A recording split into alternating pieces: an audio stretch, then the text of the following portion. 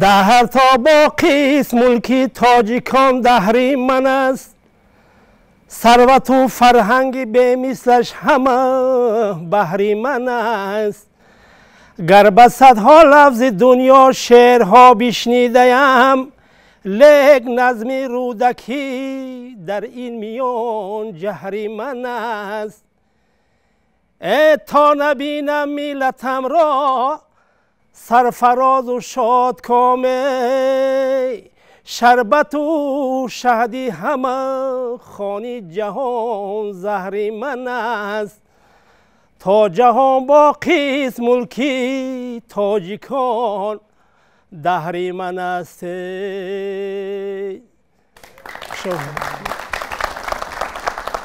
خوش آمدین دوستان ارجمند،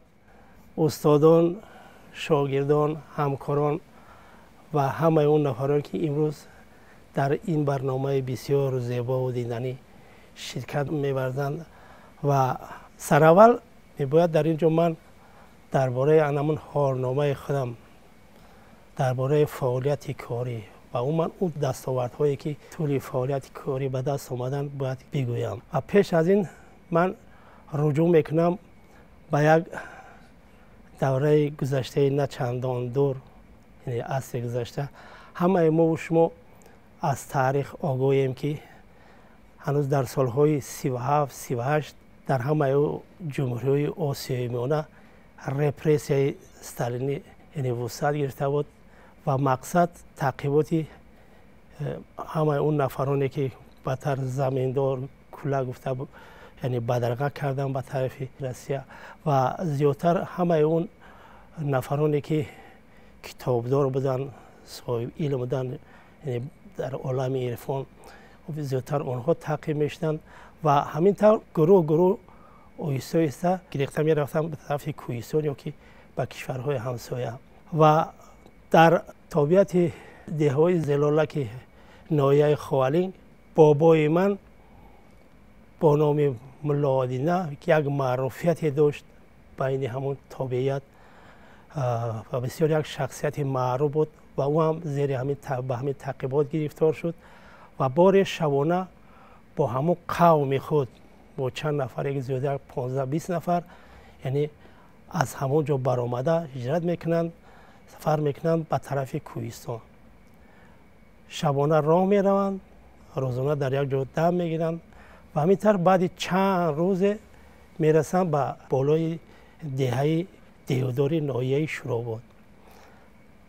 پدر من در همین شب و روز 5-6 سال داشت و همراه بابایم قدم میزد. از روی گفتی پدرم و از بس که خردسال بود تیز مانده میشد، بابایم او رو گرفته سر کتف میشنون و همینطور خلاصه که در وقت گومگام یعنی شام در اینجا میرسم و بابایم پدرم رو از سر کتف به زمین میگذارد و از بس که لحظه وقتی گوم بود همون جریه که در آنجا بود همون تیزی جری رو حس نمیکند و در همونجا یعنی جر میشود در همونجا و بعدا همه مردم دیودار و مردم ظلم آباد آمده جسد رو میبرانند و وقتی میفهمند که این همین گونه یک شخصیتی هست و او رو میشناسند و درباره علاقه معلوماتی داشتند و حتی بین همین دو دهه کمتر بحث هم میرود که در قبرستان ما گرانده میشه، در قبرستان ما گرانده میشه و بالاخره در همون قبرستان دیودار رو به خاک میسپارند و همه او قومی که بود در همونجا مسکن میگیرن و در همونجا زندگی اختیار میکنند. و پدر من در همونجا بزرگ میشود، از همونجا به صف ارمیا دعوت میشود و از سال 1941 تا سال 47 یعنی در قسمت جنگ بعد جنگ حتی در جنگ یپون نیز اشتراک می‌کرد. خلاصه سال 47 برمیگردد و از بس که بسیار یک جوانی چست و چالاک و بسیار یک جوان و او رو در همون مکتب دهه به حیث معلم تربیت جسمانی چند لحظه کار میکند و بعدتر در همون کلخوزی که با کلخوزی به نام دمیتروف میگفتند در همونجا خزینه‌چی انبار شده کار میکند. من صنف دیوم را در همین مکتب همین دهه چگم ختم کردم و یک چیز بسیار خاطرمون بود که مکتب 4 ساله مکتب ابتدایی بود و از بس که عمارت‌های کم داشت، عمارت‌های زیادی نبود در آنجا. در یک صنف یاد دارم که در یک قطار صنف یک می‌نشست، در قطار دیگر صنف، خلاصه در یک صنف یک معلم می‌تونه یعنی که 2-3 صنف رو همین درس کرد. و بعدتر پدر من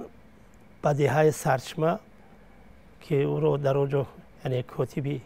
جماعت دهات سرچشمه تعیین میکنند، ما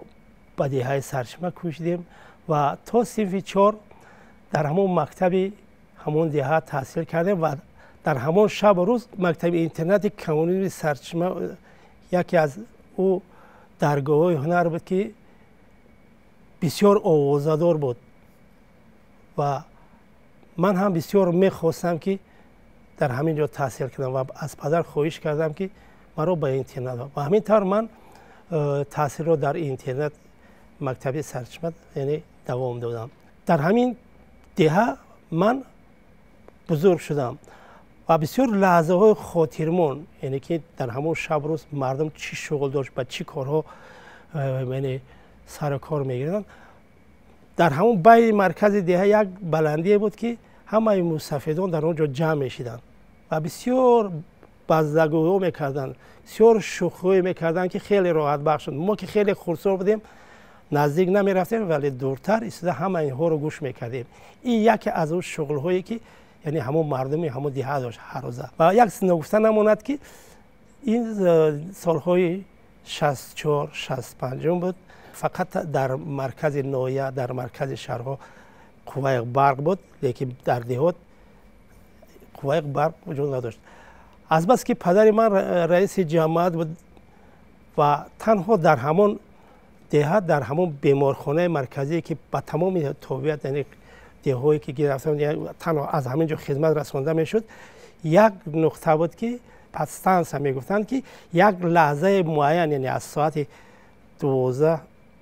سلسله خاموش میکردن، ساعت 5 باز گریان میکردن و ساعت 10 میکردن. خلاصه یعنی تنها در همون لحظه که یک جراحی فوری میگذشت در همون لحظه روزانه گریان میکردن. تمام همین مردم یک شغل عجیبی داشتن. در همین روزهای استراحت مقصود روز شنبه یا که روز بازار همه در همین خانه ما جمع می اومدن و هر کدام یک شعر بلند عرفانی یا یک قصه یک سر نقل میکردن و در همون زمان بابای نظرآمد میگفتن که توسط دمره قصه عرفانی یعنی دیورا بسیار خوب میخوند و همین قصه را پدر من هم میدونست و پدر من یک گرد آورنده بسیار همین گونه قصه های عرفانی غزل های عرفانی بود. همه اونها رو جمع میکرد و با همون یک ماشین که چاپ میکرده بود در همون خلاصه که چاپ میکرد و در یک جا میگذاشت و دائم تاکید میکرد که وقتی که مکتب رو تمام کردی همین کتاب رو بعد به دستت میدم. از بس که در اون شب روز چون زندگی امروزه سیف ها و دیگر چیزا که نبودن همه چیز چی دارایی بود در بین همون کورپا میگذاشتن و من میدیدم که پدرم همون رو در کجا میگذاشت و وقتی که به کار میرفت من الک همون رو گرفته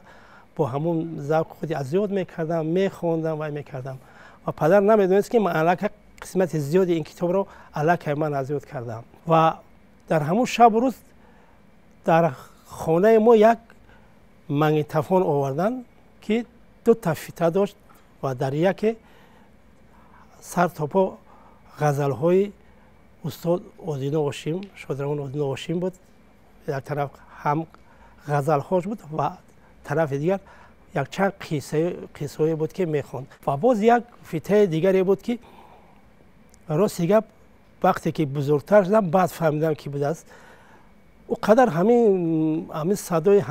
صدا برای من بسیار خاطرمون بود، بسیار معقول بود که با همون شوق کودکانه من الک همه گفته برابر او میخوندم و هر چیزی که او میخوند همه الک من میدونستم. و وقتی که در صنف 10 11 در مکتب میخوندیم، این مکتب اینترنت میخوندیم، هر بیگاه روزهای جمعه کنسرت موافق طلب میشد. کانسرت موفق طلب میشد و قریب در هر یک برنامه استاد جورابک نظری رو دعوت میکردن، سرود میخوند قریب هر برنامه. و من همان لحظه حس کردم که همین صدای استاد جورابک نظری بوده است. از بس که من در همون زمان در همون کودکی به این صدا و به اون شخصیت الک غایبانه یک احترام و یک محبت پیدا کرده بودم، همیشه این برنامه را تماشا میکردم. و مکتب اینترنت سرچمه یک مکتبی بود که بسیار به دانش آموختن دقت جدی میدادن و همین بود که قریب هر سال 2-3 صنفی که یعنی در آنجا تمام میکردن، حتما همه آنها به مکتب‌های عالی جمهوری داخل میشدند. و امروز در تمام ساحه‌های جمعیتی یافتن ممکن است نفرایی را که در همین اینترنت تعلیم گرفتن و تا امروز فعالیت میکنن. از بس که من فن‌های جمعیتی رو خیلی دوست می‌داشتم، زیادتر نسبت به فن‌های دقیق می‌خواستن که من می‌کردن که من به شعبه شرقشناسی داخل شوم یا که به شعبه فاکولته زبان ادبیات داشتم، به همین تیاری بسیار میرفت. اما وقتی که همین سرودخوانی استاد جورابک نظری که قدر به دل و جگر من سخت شده بود، آهسته آهسته همین یعنی همین تقدیر رو دیگر کرد. یعنی من قرار دادم که چون استاد هنرمند می شوم و همین طور بعد یعنی ختم مکتب اینترنت کوشش کردم به انستیتوت صنعت وارد شدم. از بس که یک جهان دیهاتی بودم و یاد دارم در همون امتحان اولین من استاد نظم میدن کریم حلیم همون اختصاص امتحان میگرفتن و نزد همون پیانینه که ما در اون لحظه ما بچهای قشلاقی پیانین را فقط در همون تلویزیون در همون دیدگی و میگفت که یک آواز بیجی قیدم، میگفت که چند آواز است؟ یک آواز فهمیدن ممکن، 2 آواز تا 3 آواز فهمیدن میگم، تا 5 آواز هم تری میجی ما باید بدونیم که یعنی در اینجا چند آواز. و متاسفانه از همون امتحان اول با ما خرخش کردم و بسیار کردیم که البته تورش دبی سال دیگه داخل میشه. گفتم وقتی که گشته به خانه رفتیم، از بس که بسیار خوب میخوندم دیگر شرم کردم طرف خانه هم نرفتم و در همین شهر دوشنبه گید گشتم و در حتی به یک آموزشگاه کسبی تکنیکی که بود انا الکتراسفارش کم اون کورس 3 ماه بود، او رو ختم کردم و بعد آمدن گرفتم مرا بردن. خلاصه سال دیگه بسیار خواستم که داخل شم، پدر با اصرار طلب کرد که نه همین انستیتوت آموزگاری شهر کلوب فاکولته زبان ادبیات داخل میشه، بود میکنی و هر کاری که میکنی اون طرف اختیارات. و همین باعث شد من حجت‌هایم رو با فاکولته زبان ادبیات دانشگاه آموزگاری شهر کلوب سپاریدم و آن رو ختم کردم و چند ساله که همچون آموزگار کار کردم در خود شهر کلوب با راحت وزارت مدنیت در رایون وخش در سرخور ترکمنستان کار کردم و بعد یعنی همون یک تجربه پداگوژی یعنی گذشتن بعد 2 سال باز به کلوب برگشتم و چند سال دیگر در همون مکتب اینترنتی شطرف شهر کلوب اینترنتی مخصوص در آنجا کار کردم و از بس که در اون شب روز مرا الک کم کم همچون هنرمند میشناختند و یک دوستی بسیار قرین داشتیم شادرای امروز در قید حیات نیستند، میرزا احمد نورف در تئاتر نویای فلخور راهبر بدیعی در کار میکردن و در دیرکتور و اومدن با اصرار طلب کردن که یک با ما میره کاویه که و همین چیز باعث شد من یعنی به اکادمی سیستم صنعت رو آوردم و فعالیت کاری خودم رو از همونجا سر کردم. بعد 2 سال در آنجا کار کردن با دعوت راهبریت تئاتر ولایتی موسیقی مسرحی شهر کلوب که اون وقت گورنور ظروف بودم بدتر من در اینجا استاد ارجمند طالب جان بابویف حضور دارن با کار رفتم و در محیط کاری من یک دیگرگونی جدی علاقه بود، چون که محیط تئاتر این تماما محیط دیگر بود، محیطی بود که تربیت میکرد. یعنی که در اونجا بهترین التوهای سنت تاجیک استاد شودران اودینه هاشیم، بابا جان عزیز و سوریا قاسم و خلاصه هر کدام هنرمندایی بودن که در علایدگی اونها خیلی شهرت وای داشتند. تاثیر علایده همین محیط به من میرساند. زیرا اگر در اینجا فرض کردیم از استاد اودینه باشیم، اگر درسی معنی آموخته باشم، از استاد دولتمند خل دنیای موسیقی آموختم. تیز تیز به سفرهای هنری میبرآمدیم، بخصوص وقتی که استاد شودران اودینه باشیم به طرف درواز، به طرف غرب، من طرف وقتی که سفر میکردن همگان کوشش میکنیم که در همه گروه با استاد یکجا باشیم. زیرا در اون طبیعت قریب که این طریق کلوب‌هایی که در این شب روز هستن قریب کلوب‌های نبودن. مردم در باغ تای باغ می نشستن، در همونجا تجارت‌های برقرار میگذاشتن و ما شاگردان سرودخوانی میکنیم و بعد اودینه، یعنی همین خیلی دوام میداد. امروز افتخار میکنم از آن که با همین الیت‌های سنت، با همین مردم تای 12-13 سال در همون محیط کار کردیم که فکر میکنم بهترین دورهای عمرم همین است. و سال دیومی در همون دانشگاه آموزگاری شهر کلوب خواندم، یاد دارم که یک گروه عالمان اکادمی علم‌های تاجیکستان به شهر نوای کلوب سفر داشتند و در هیئت امین‌ها استاد جورابک نظریف و سیفالدین اکرم که اون کس همون شب رو سرود می‌خواندند در اونجا، یعنی همراه آنها حضور داشتند. و بعد اونه که همون واخوری با دانشجویان فاکولته آموزگاری با این عالمان، یادم در حیات عالمان عبدالغنی میرزایف، ناصر جان معصومی، علاخان افسزاد، یعنی بسیار عالمان برجسته همون زمان حضور داشتند. و بعد واخری یعنی هنرمندان دانشگاه برای میمونها یعنی یک کنسرت نمایش میدیم. و در همه برنامه من یکی از سرودهای استاد رو با نام بس بس دیگر ای شوق مثلا لافی جعفر که خیلی در بین جوان همون شب و روز محبوب با صدای استاد همون سرود رو خواندم. و وقتی که سرود به پایان میرسید استاد از جا برخواسته به صحنه آمدن، دستم را فشردم استاد و همین سرود رو باز یک بار دیگه همراه دیگر استاد خواندیم. این اولین واخری و اولین دیداربینی من با استاد بود که بعدتر فرض کردیم در تئاتر کلوب کار کردیم. هر جایی که کار کردیم از شنبه می اومدم استاد رو از نزدیک خبر میگرفتم، صحبت میکردم. کسی اگر با استاد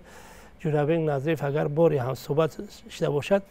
همچنین که مردم ما یک گپی بسیار دارن که گویا که از زبانش عسل میریزد، قدر یک زبان شیرین، قدر یک قصه عجیب میکرد. در همون شب و روز تئاتر یک انتظام بسیار بلند کاری داشت. ساعت 10 کار سر میشید، الک همه در جای کار براش بدن، چون که در هر جایی که نظام باشد کار پیش میرود. همین بود که تئاتر کلوب در هیئت 5 بریگاد میتونست که به سفر هنری براید و همه کوشش های استاد میرزا وطن میرف که امروز در اینجا چون میمون فخری حضور دارد. خلاصه که تا همون دوره سرشوی همون جنگ همین نوبسامانی ها من در اینجا کار کردم. از همون چند سالی که در این تئاتر کار کردم یادهای خیلی زیاد هست و افتخار میکنم همیشه که در همین محیط تقدیر من رو یعنی به همین محیط وارد کرد و من توانستم که در این یعنی چیزی که گفتم همه چیز رو قریب بسیار چیز رو از این محیط آموختم. خلاصه که این همون یک لحظه و یک چند چیزی که از همون شهرنامه همه حال خودم برای شما قصه کردم و ایسا ایسا باز بعضی چیزایی که باز به یاد میرسند و باز شاید از روی توسط سوالهای شما باشد و باز این رو پرتر میکنیم.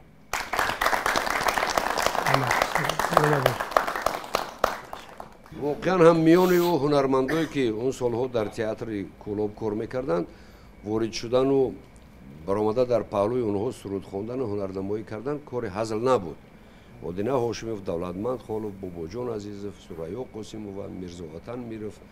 باباجان حسنов فاطمه توراєва عدالت کاملова خیب ایدیما حلیمова نظیرمد یا رحمت پایان ندارد خیلی زیاد بودن همکاسبمون و در خاطر دارم میونه همشون جمعخان از حد زیاد جنجال میکرد برای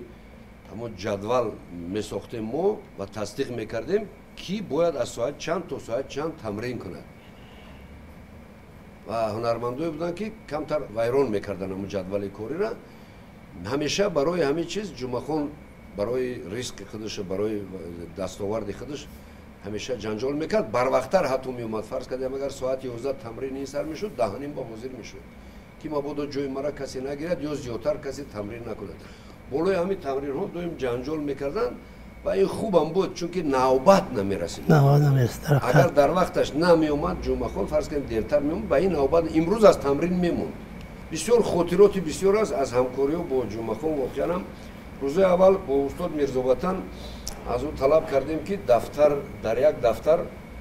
همین رپرتوارش نوشته کرده بیارد یعنی سرودهای میخواندگیش در بین یک دو سه روز گذشت یک حسن خطی بسیار زیبا خطی دو تا دفتر عمومی را پر کرده است آبشی تتراد میگفتیم او ترجمه ندارد سراغ شد 48 ورقه 96 ورقه کلون کلون پر کرده همه آورده است همه قصوری بسیار نوشته آورده است من سوال کردم که تو همه اینا را میخونی گفت که ها ما گفتم در یک کنسرت و دو کنسرت نوبت نمیرسه این سرودا را خواندن سال 1994 وقتی که حکومت جمهوری تاجیکستان جمعخان را سرفراز گردانید به عنوان افتخاری هنرپیشه شایسته تاجیکستان در خاطر دارم شب ایجادی او راستیم مثل که حسابات برین هم خودش هم سریا قاسمова هم فاطمه توراєва با یک قرار صاحب عنوان شده بودن با یک قراری پرزیدنتمون و با همین طاقت نکرده گفت که نه طالب جان من کنسرت علاهیده خودم برپا میکنم و سال نگذشته برنامه طرحریزی کردیم با همراهی مرحوم سفر ایوبزاده معزون جمعخان سیراجوف بنده و خودش با نام ارز مهر ارز مهر انا اوجا فراوان بعد به مخلصاش و به تماشابیناش به ملال حسابات ایجادی داد یعنی که من این عنوان هم تو بیهوده مفت یعنی که نگرفتم جمعخان سفرов با عنوانهای از این هم زیادتر میارزد عنوان از همه مهم و اساسیش گرفته است جمعخان که از همون سالی که جمعخان شد تو تئاتر کسبی کلوب آمدن علاقه مخلصای زیاد داشت تو حاضر مخلصاش گم نکرده است آوازش گم نکرده است ذوقش زیادتر شده است و پستر نه از اشعار همه آوازخوانهای تاجیکستان چینده مکتب بزرگی خودش ساخت علاقه من میتونم با دل پر گویم که در مکتب جمعخان سفرov هم یک چیده های از مکتب عبدالله نظریف ودینه هاشمیف جورابیک نظریف دولتمند خالو از همه همی استادا یک چیده گرفته است و مکتب خودش دارد چون این آوازخوانو ما گفتنیم که حاضر افسوس که در تاجیکستان ما کم موندند بخصوص میان جوانانی که ما از آنها امید داریم خب میخواهیم که ما را خیلی ذوق ببخشند تربیت کنند جوانها را آخی افسوس که کم موندن یک سرود دو سرود نو میخوانند نغز میخوانند همین قطعی اگر کنسرت زنده باشد با گمان است که 5 10 تا 15 تا خوانده توانند انا جمعخان سفر در مکتب تربیت که واقعا همین کارا حاضرم میتونه دوام کرد موفقیت میخواهم شما در وصف مادر خیلی زیاد سرود سراییدید آیا هنگام سراییدن سرود در وصف مادر خمار دیدار مادر کردنتان است؟ فکر میکنم که نه تنها وقتی خواندن سرود در وصف مادر همیشه خمار مادر همیشه میگیرد همیشه در یاد است و وقتی که هنگام سرود خواندن گفتی یک لحظه را نقل میکنم چند ساله که پیشتر تقریبا همین ماهای نوامبر بود و یک برادر آمد بسیار التماس کرد که ما معرکه داریم در معرکه‌مان حافظ داریم یعنی ما الان که همه مسئله‌ها شنیده که یک پدر دارم همه پدرم کمتر بیمارند وقتی که نصیحت کردیم که پدر ما معرکه داریم معرکه را چخیل کنیم بعد دیدن که شما با حضور کارتون کرده رفته هم بگیرین اگر خواهشی داشته باشین که ما هم برآمده در همون بین مردم در یک جای بشینم مرکه یک کار اگر بتونیم بکنین همه جمعه سفر بیارین همون سرودی و چای جور شدم در مجا بگه ما همه خدم برآمده میرم رو پاروش میشینم تو همون دوره همه سرود بود کردن و اومدن گفتم ما رفتیم در حقیقت رفتیم پیش بعضم نزد همون پدر بزرگوار در اومدیم صحبت کردیم دو شکردیم و همه گونه بعضم سر شد و یک زمان مردم توجه کردن نگاه کردم که همون موسیقی که از جوش نمیخیست از جو خیسته از طرفش فرزنداش میخوان که قبلش میگن که نقبید و همون قلب اومده در جای یک جای نشستگاهش توری کرده بودن نشست رو پرو انا که من باید که همه سرودی و چای جونا بخونم موسیقی رفت ما همه مستفید نگاه دارم یک وقتی که میخوام همه سر کنم همه سرود بخونم همه احساس کردم که همه مستفید شاید سین سالش 90 باشه یا زودتر همه اوی چشمش همه طرف رفته است وقتی که اوی چشم اوج مستفید دیدم مرا همه جا محکم شد دیگه هر چند کوشش میکنم زور میزنم که سرود بخونم نمیشه خلاصه یک کاری کردیم ای حالت برآمدیم و همه سرود خواندیم و مستفید خیز رفت مستفید که در سین سال 70 فرض کردیم او خماری مادر دوره فرض کنیم یادی مادر میکنه قدر برای مادر مثل برای همین وقتی که من سرود مادر میخوام در نظر میرسه که در نسبت دیگر سرودم تاثیر زیادتر کنه همیشه در همه لحظه خمار مادر میگیرد بسیار سوال خوب دید رحمت برادر ارجمند استاد عزیز بهترین دستاورد شما در جودای هنر چی بود و با هدف خود رسیدید؟ یک رفیق بسیار نزدیکیم که در اینجا حضور دارد یک بسیار عجیب میگه که بدنی آوردن فرزند این هنوز دستاورد نیست دستاورد پدر و مادر هم تربیت خوبی فرزند که میتوند که فرض کنیم با این فرزند افتخار کند و دستاورد اصلی من همین بود که من توانستم توسط هنرم محبت مردم را به دست بیارم باور یعنی مردم مرا دوست دارن احترام کنن یعنی که من نه تنها شهرت بلکه محبوبیت مردم کوشش کردم که محبوب باشم برای مردم محبوب شدن همچون هنرمند بین مردم فقط شهرت به دست آوردن چخیلی گفتم به دست آوردن وقتی که محبوبیت پیدا میکنی الکی تو میتونی که موفق شی من فکر میکنم که دستاورد من هم زیادتر همین است که یعنی باوری مردم از صاحب شدم سزاوار شدم سلام سلام به همه شما بزرگان صنعت استاد سوال چون است که امروزها برخی از رانندگان کشوری ما زود فراموش میشوند یعنی که عیب در چی از عیب میگم که از کوستگی شعر از که از همون آهنگ نادرست است که سراینده های ما امروزها زود به گوشه فراموشی میروند یعنی که عیب در چی باشد به فکر شما همچون آوازخوان معروف کشوری ما من یک اندیشه دارم از کلانترها زیادتر شنیدم یک چیزی که هنر رو چشمه زاینده میگن هنر باید چون آب چخیلی که آب حرکت میکند همیشه باید که روان باشد یک پیوسته باید حرکت کند هنر هم باید همین خیر باشد یک پیوسته باید که در جریان باشد و زیاد هنرمندا با اندک موفقیت سرگرم میشن از همین موفقیت و به همین علاقه دیگه از همه کاری دورتر میمونن نظر من همین است آیا شما توانید که رسالت هنری خود را در راه صنعت و هنر انجام داده باشید از خود قناعتمند هستید؟ اصلا هنرمند عموما در کدام جدا نباشد وقتی که آدم از کار خود قناعتمند شد علاقه این فعل خوب نیست باید پیوسته در تکامل باشد در جستجو باشد و همین پیوسته جستنها میتواند که هنرمند باز به جای دیگر موفق‌تر برساند و چیزی که پیشتر گفتم همیشه کوشش کردم که چیزهای نو سرودهای نو پیشنهاد کنم به مردم یعنی همیشه جستجو کردم و همین بود که شاید که تا امروز محبت مردم اندکی هم باشد فرض کردیم سزاوارم و از همین رو فکر میکنم که اصالت هنر رو اجرا کردم چون که اساس هنر انا همین است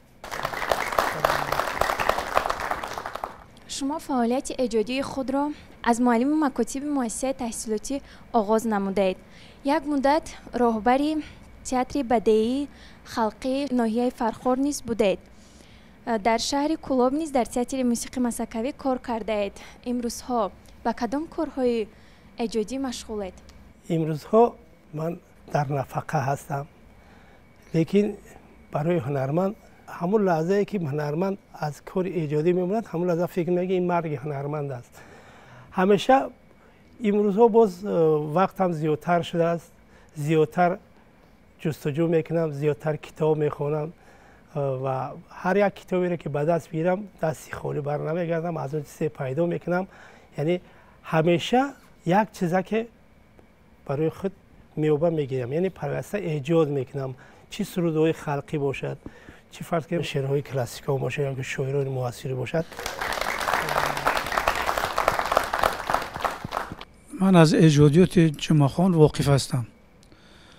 аз бисёр пасту баландиҳои зиндагиш воқиф ҳастам. ҳамроҳ кор кардем, кулли эҷодиётша медонам кай дар куҷо эҷод шуд. вале имрӯз барои ман боз бисёр лаҳзаҳои нав, тоза, ба назарам тоза ба гӯши ман расид. бисёр шод ҳастам. пайрав сулаймонӣ мегӯяд ки на ҳар одам адибу шеър рас аст ва на санъат барои булҳавас аст. шаҳд агарчи насиби ҳар магас аст, лаззат он кас барад ки шаҳдрас аст. барои чӣ зуд меоям ба саҳна, зуд мераванд, чунки инҳо мардуми шавқӣ ҳастанд. инҳо аз мураккабии ин касб, мушкилоти ин касб воқиф нестанд. ба назари мо тамошобинон мерасад ки барои ҷумъахон ҳама вақт саҳна боз буд, роҳи кушода буд ва ҳамин хел бо осонӣ ба майдони ҳунар баромад. аз он ҷо ки ман медонам, солҳои хусусан аввали фаъолияти эҷодишон бо бисёр нохушиҳо ҳатто сару кор дошт. бархӯрд, вохӯрд, садди роҳ буданд, садди роҳ мешуданд. рақибони кам надошт, рақибони зиёд дошт. ман аз он хислати ҷумъахон бисёр шодам ки истодагарӣ карда тавонист ва бурдборона ин мушкилҳоро паси сар кард, ба майдони ҳунар баромад, дар ин майдон муваффақ шуд, тамошобин пайдо кард, шеъру ғазалҳои бисёре кор кард ки ин кори осон нест. фақат мехоҳам муваффақият орзу кунам ба ҷумъахон ва ҳамзамон мехостам нуқтаи назари ҷумъахонро оиди овозхонҳои имрӯза ки хеле зиёданд, аз ҷавонот то миёнсоло, сатҳи онҳоро ва нуқтаи назари ҷумъахонро дар бораи фаъолияти эҷодии онҳо рост гап шунидан мехоҳам. назари ман ҳамин аст ки чӣ гуфтам ку ҳамин бисёр як завқи баланд қадӣ, чӣ қадр ки устод гуфтанд, фақат мақсад бидонанд ки дар ҳақиқат як роҳи душвор аст ва ҳамин роҳро ба душворӣ то охир рафтан дар кор. бисёро дар ҳамин қисмати аввал аз ақидаи худ бармегарданд. назари шахсии ман аст устод, шояд ки зиёди онҳо барои ҳунарманди касбӣ шидан, барои медонам ҳунармандоне ки кӯшиш кардан, чанд суруда сабт карданду бо ҳамин дигар ба корбори саҳна вай надан, яъне ӯро аллакай шинохтан ва ба маракҳо ки даъват мекарданд, ҳамин баъди ҳамин фақат ҳамон кори маракҳош карда, яъне саркор кардан ва оҳиста оҳиста бо ҳамон хел яъне боз баромада мераванд. яъне ки ҳамон асолати ҳунара дуруст эҳсос намекунанд, сарфаҳм намераванд. ба ҳамин хотир ранги ҳамон элаки модарӣ ворӣ зиёд баъд чаҷ мешаванд гуфту гапҳо ва уиш ки кам ҳунар як асолат ҳунаршон асолат доранд ки ҳамин ҳунар роҳро ҳамин пайраро дӯст медоранд, онҳо муваффақ мешаванд. вақте ҷумъахон ба театр омад, албатта устод Одина Ҳошиму Бобоҷон ино бисёр хуб мехонданд, бисёр муваффақ буданд, вале як дар кор буд як гардиши дигар. ҳамин гардиша ҷумъахон ба театри мо ворид кард. яъне дар мусиқӣ темп ритм мегӯянд, суръат. агар суръати хондани ҳамон вақтаи овозхонҳои мо як наво дар назар мерасид, ҷумъахон бо суръати сурудҳои худ тағйир дод. ончунон тағйир дод ки зиёди мухлисо пайдо шуданд ки мехостанд сурудҳои ҷумъахонро гӯш кунанд. ин гардиша шояд худи ҷумъахон эҳсос намекард, вале эҷодиёти ӯ дар театр ба ҳамин сабаб шуд ки баъди ҷумъахон низ дигар ҷавононе пайдо шуданд ки тарзи сурудҳои қолаби хондани устод Одинов Бобоҷону дигарро шикастанд. як роҳи нави худро пайдо карданд. инҷо хизмати ҷумъахон дар ин гардиш ва дар ин бозиё ва дар ин тоза кори хеле зиёд аст. ман муборак боша мегӯям. устод дар мавриди мухлисе ки ба шумо чизе нагуфт, ба мухлисе ки шумо чизе нагуфтед, аз ӯ як роҳнамоие барои худ гирифтед, ё шояд ё на, ё шояд мухлис аз шумо гирифта будааст. ин 100% аст, вале мухлисе буд ки масалан тобон буд, ё равшан буд, ё ақидааш, ё баёнаш, ё як суханаш ҳамин хел нохудогоҳ барои шумо лозим шуду дар масири фаъолият ё ҳаёту рӯзгоратон он мухлис як нақше гузошт. шояд мехостам дар ҳамин маврид шумо суҳбат кунед. мухлис ҳаст ки ҳар гап ҳар чизи андешае ки дорад фикр накарда ки сахт мерасад чӣ мерасад ҳамон андешашам баён мекунад. ман ҳамин гуна чизорам қабул дорам, чунки баъзан вақт мо ҳамон мардуме ҳастем ки ҳамон сахтмон бигиранд. барои ҳамин рости гап ба ин чизо одат кардам. баъзан мешавад ки ҳамин мақсоде ки мегӯянд ҳамтарӣ ва ман ҳамонро қабул мекунам. хулоса ки дар ҳар сурат эҳтиёт мекунам, чунки мухлис аст. ҳам мувофиқи фаҳмишаш ва кор мегирад гапшам мезанад. барои ҳамин баъзан мешавад ки сахттар мерасад. ба ҳар сурат фикр мекунам ки аз ҳамон гапи аз ҳамон саволи шояд ки ҳамон ноҷо бошад ҳамон як чизро ислоҳ мекунад. ин сурудое ки шумо мехонед шунавандаҳои махсус, шунавандаҳое ки айшунавандаи ҳозира фарқ мекунанд. болои ҳама хоксории шумо як дунёи дигар аст. як дунёе ки ман борҳо дидагем ки шумо ройгон рафтену дар мактаби миёна суруд хондену ин қадар мардум шуморо болои шифро шикастанд, болои заборо, болои чо ва фикр мекунам ҳама медонам, ҳама дидагӣ аст. шумо рафтен дар ҳамҷа ҳунарнамоӣ карден. ин ҳол дар сайти иҷтимоӣ ман нигаҳ кардам ки сурудои шуморо аз дигар ҳунармандое ки ба мисли шумо маънира диққати баланд метаҳанд дар эрон васф карданд. агар касе шунида бошад мумкин дида бошад, ман дар интернет тамошо кардам. як роҳат бурдум ки аз мо мега лаззат бурде, мегӯяд олист, мегӯяд анами сурудои шумо ҳам олист. ман медонам ки шумо оли хаста нестен, оли бақувват ҳастен, лекин ҳамин нисбати ҳамин ҷавоно агар таваҷҷӯҳ зоҳир мекардеду дар тарбияи санъаткорон агар чиз мекардед бисёр хуб мешид. агар кулли ҳамон авлоди худам ман ҷамъ кунам, онҳое ки ба устод ҷумъахон Сафаров мухлис ҳастанд, шояд толорҳо камӣ мекунанд. мо воқеан авлодӣ ба устод ҷумъахон Сафаров мухлис ҳастем. маро худашон дурӯғ гуфтан намемонанд. дар хонадони мо якрӯзи ҷумъахон гӯшкунӣ аст, махсус дар як моҳ як маротиб ҳатман он рӯзе ки ё шанбе аст ё якшанбе аст, ҳамон як рӯзи оромиш аст. албатта аз саҳар то бегоҳ садои хуби ҷумъахон Сафаров дар онҷа танинандоз аст, гӯш мекунанд ҳама намуди сурудҳош. агар ба таърихи мухлисӣ бигӯем, ман ба рости хеле хурд будам дар Кӯлоб. он вақто устод радиои инҷо Кӯлоб буд. инҷо Кӯлоб буд ва ҳамҷа ҳунармандои кӯлобӣ суруд мехонданд бештар. ва ман бачае будам ки хеле футбола дӯст медоштам, аммо ҳамон замоне ки соати 18 бегоҳ ҳамон радио кораша шурӯъ мекард, ман ба футболбозӣ намерафтам. модарам худо биёмурзадаш суроб шуд, намерави футболбозӣ намекунӣ? ӯ медонист ки ман барои чӣ футболбозӣ намеравам. ана ҳамин асно, барое ки интизор мешудам ки аз ҳамон радио шояд ки ҳамин рӯз устод ҷумъахон Сафаров суруд хонанд. ва дар ҳамон давраҳо суруди